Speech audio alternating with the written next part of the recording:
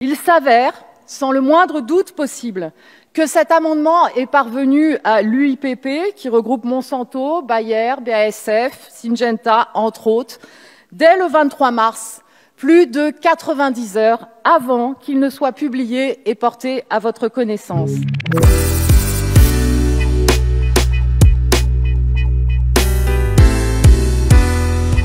Alors, le glyphosate, c'est l'herbicide le plus utilisé en France et dans le monde, plus connu commercialement notamment sous le nom de Roundup, produit par la firme Monsanto qui vient d'être achetée par Bayer. Parce qu'en fait, le glyphosate a été reconnu depuis 2015 par le Centre international sur le cancer, qui est un organisme auprès de l'Organisation mondiale de la santé. Il a été classé comme cancérogène probable pour l'homme et donc en toute logique, il aurait dû être immédiatement interdit. Actuellement en France et en Europe, le glyphosate est le seul pesticide classé cancérogène probable encore autorisé.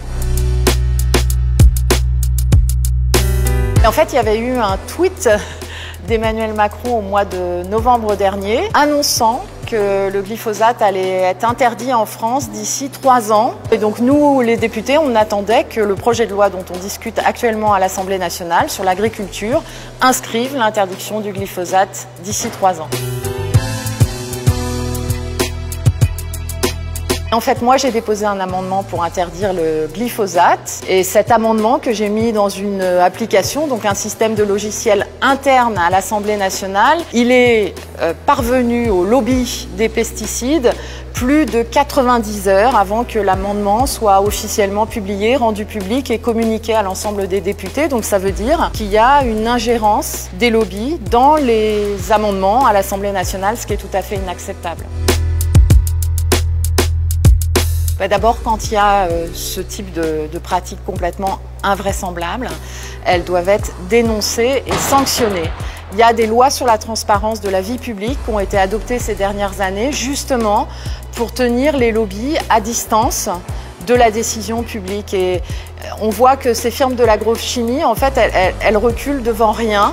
Déjà au niveau européen, l'agence européenne qui était censée évaluer le glyphosate, en réalité, ses rapports, c'était des copier-coller de Monsanto. Mais là, il y a une espèce de stade nouveau et ultime de cette ingérence inacceptable dans la démocratie. C'est quand on se procure des amendements des députés avant même qu'ils soient officiels, avant même qu'ils soient publiés. Et ça, c'est absolument inacceptable. Donc, mobilisez-vous pour l'interdiction du glyphosate.